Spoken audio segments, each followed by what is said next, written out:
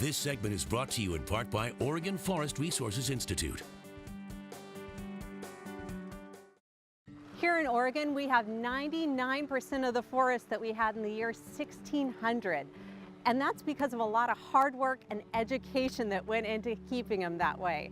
Right now we're here at Hopkins Demonstration Forest. It's just outside Oregon City, and we're catching up with a local field trip to learn more about how to keep Oregon forests growing strong. So if I show you what to do, you kind of put that in the ground like that, you lift up, you open up a little hole, and we put a tree in there. Tim Delano is taking this 6th grade class from Centennial Elementary on a trail of discovery.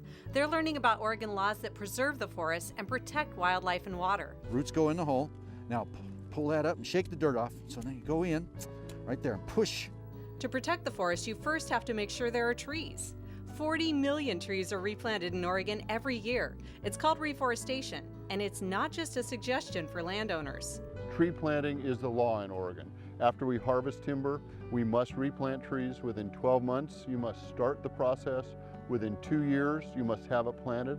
And within 6 years, the trees must be free to grow, which means they're above the brush and they're going to grow.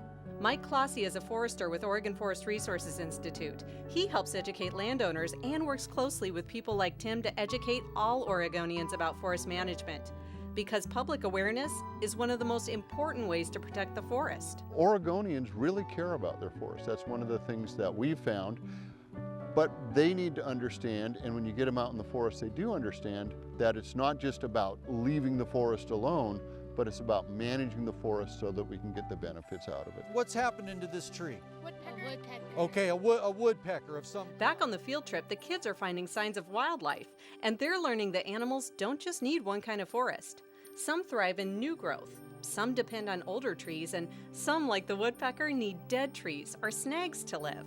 Protecting forests is about creating habitats for all animals in the ecosystem. One of our big projects right now is called Wildlife in Managed Forests, and it's to help people understand not only that wildlife can do well in a managed forest as well as in an unmanaged forest, but also that as we manage our forests, there are things that we can do to make them better for wildlife.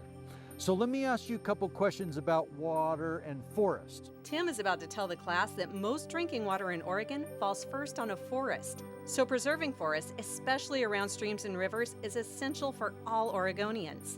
Landowners have to follow strict rules when building roads and when harvesting trees. You have an area of 50 feet up to 100 feet, depending on how wide the stream is. In the first 20 feet, there's no logging at all, and then outside of that, you can take some trees. On this field trip, the kids from Centennial have learned that trees are so much more than something beautiful to look at.